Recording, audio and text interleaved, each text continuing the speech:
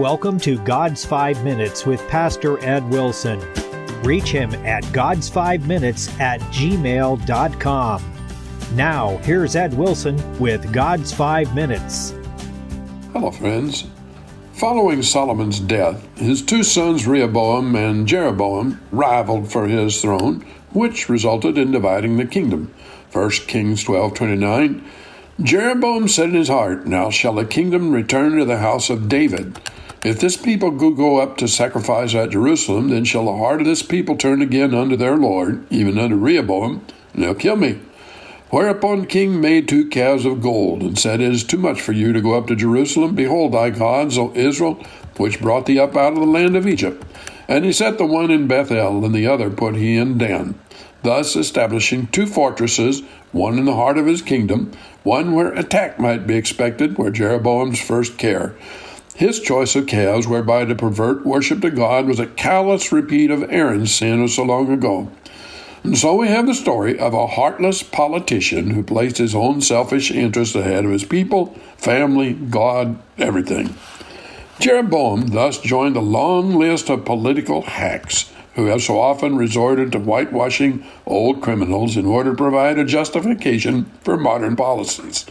Sin strikes its most crimson hue when it resorts to degrading religion to a mere instrument for getting personal gain. Jeroboam has had many followers among politicians. Too many pretended statesmen tend to look on all religions as equally true or untrue and are ready to be polite to any of them if they can get what they want by using them. The long history of the relations of church and state, for instance, in the Old World, has been little else than the state's hiring and muzzling the church for its own advantage, and the protests of a faithful few against the degradation of state patronage and consequent control. Part of the bright promise of the New World was establishment of new laws that would restrict the power of the state to so callously interfere with and degrade religion. The priests of Bethel, who were the creatures of Jeroboam, were not likely to stand against his wrongs.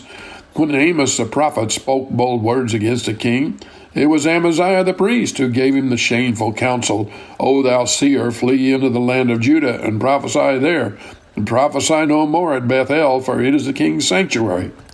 How sad for one to pretend a flaming religious experience because it is respectable or opens the way to some good position.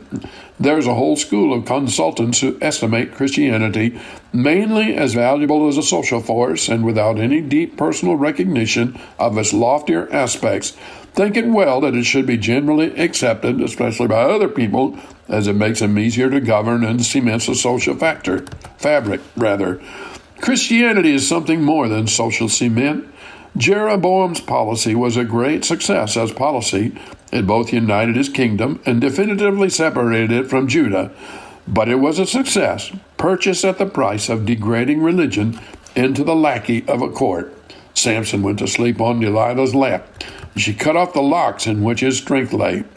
Jeroboam may stand finally as a type of the men who suppose themselves to be worshiping God when they're only following their own wills.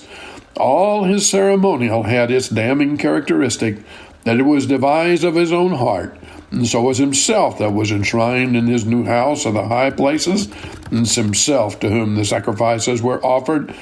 Absolute obedience to God's will, whatever perils may seem to attend it, is true worship. Wherever apparent devotion to Him is mingled with burning incense to their own net, the mixture ruins the devotion. Obedience is better than sacrifices. Temptations to take our own will often appear as the dictates of sound policy, and to neglect them is culpable carelessness. But such redesigning of plain commandments as is ruinous and sinful, and is not to be atoned for by outward worship. Jeroboam, by his strategy, won a troubled reign and the destruction of his house after one generation. And the terrible verdict, which becomes almost a part of his name, Jeroboam, who made Israel to sin. You have been listening to God's 5 Minutes with Pastor Ed Wilson. Reach him by email at GodsFiveMinutes@gmail.com. Tune in next time to hear more encouraging thoughts from God's Word on God's 5 Minutes with Pastor Ed Wilson.